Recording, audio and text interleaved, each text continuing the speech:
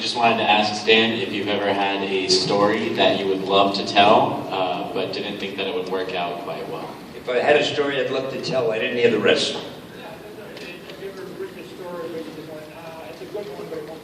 Never. Everything I wrote, I loved.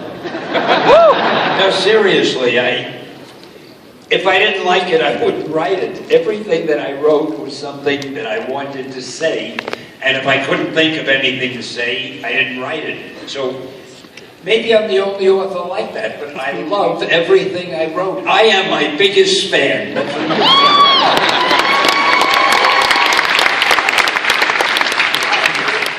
Where are we at? Over here now or no?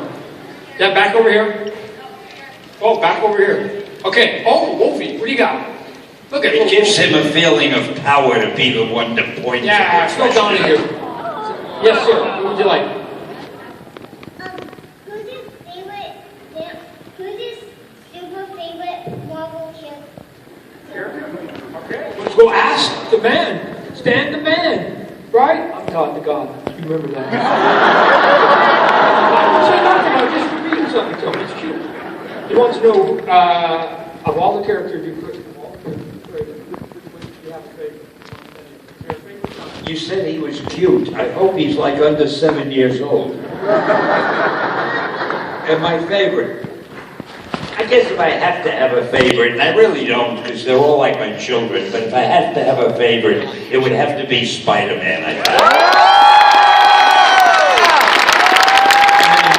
Somehow or other, he has become like Mickey Mouse. He's all over the world. He's big in China. He's big in Europe. He's big all over. Everybody recognizes him. So I'd have to be kind of fond of him, I guess.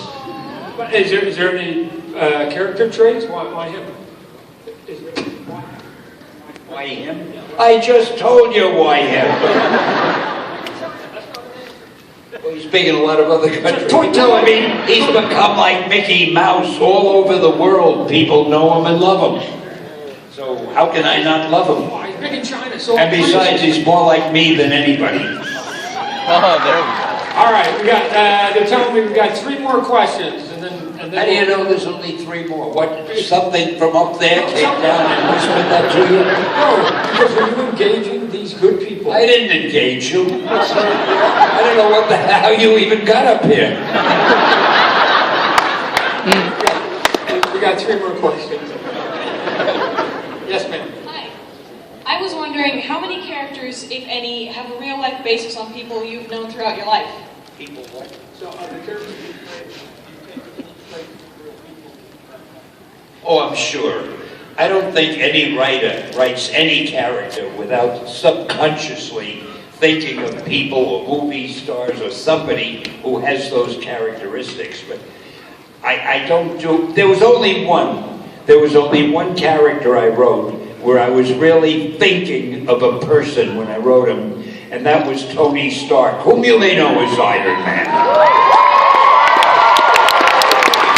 I was thinking of oh God, I have no memory. Who's the guy who made the plane that never flew? Howard Hughes. I was thinking of Howard Hughes. He was an adventurer, an inventor, a millionaire. In those days, being a millionaire was like being a billionaire today. And he was a genius, but he was also a little bit nuts. Well, we haven't made Iron Man nuts yet, but I thought it would be fun to take a character like Howard Hughes, who the readers shouldn't have liked, because he made armaments and he was part of the military-industrial complex.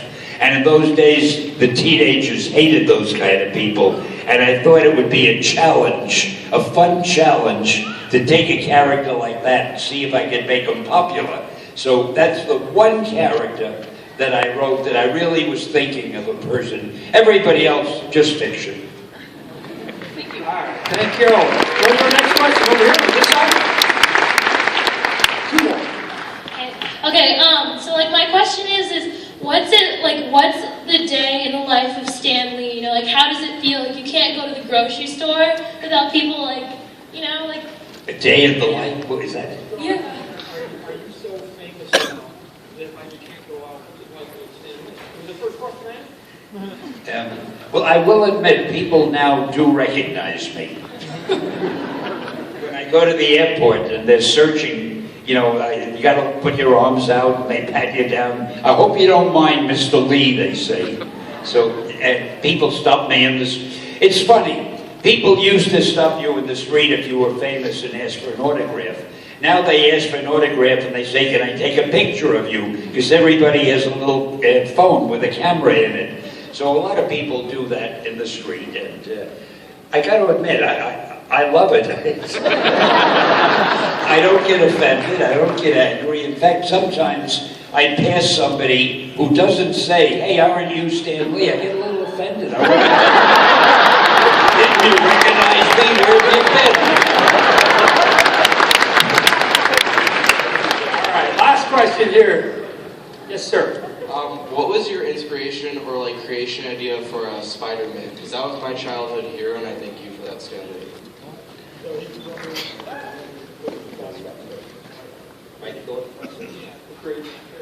Oh boy, it's a long story. How much time do we have? Yeah, this is a good one, but we got all day. You're still All right. Don't worry about It's it. not that good because I talk a lot.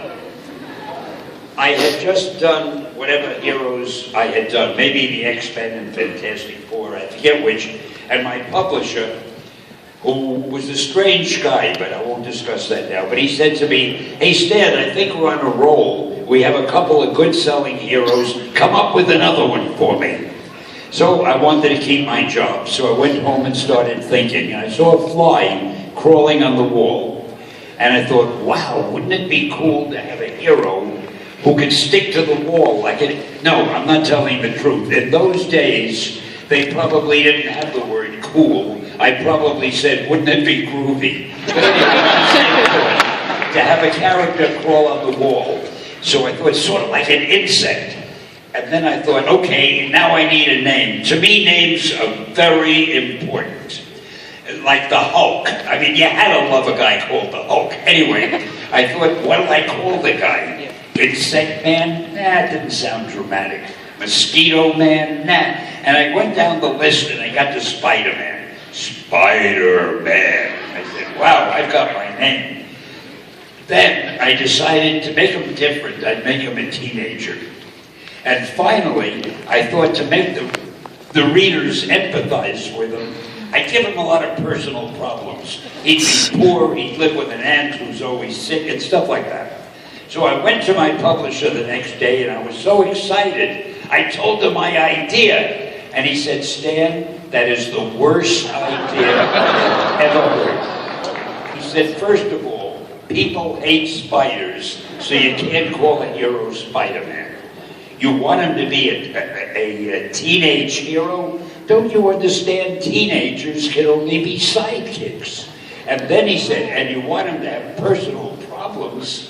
Don't you know anything about superheroes? They don't have personal problems. They're superheroes. So I walked out of the office with my tail between my legs. But I couldn't get the idea out of my mind. So we were going to kill a magazine. I think it was called Amazing Fantasy. Now, when you kill a magazine, nobody cares what you put in the last issue, because you're killing it. So I thought I'd get Spider-Man out of my system. I put him in that magazine. And Steve Ditko drew him.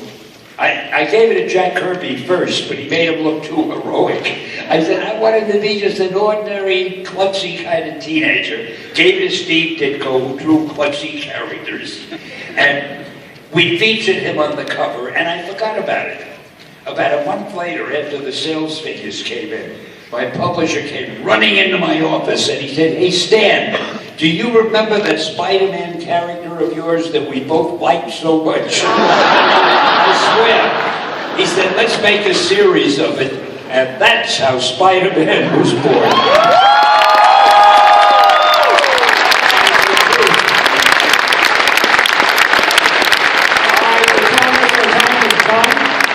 Just so you guys know, Stan Lee is the only person in the comic book community that has his own star in the Hollywood Walk of Fame. He's the only one Only one star. That's a big deal, because all this stuff that I grew up with, that people kept saying, you're a geek, you're a nerd, you have to hide it away from people, we're going mainstream. right? We've now taken over, the meek have now inherited the earth. I say, the geek have now inherited the earth.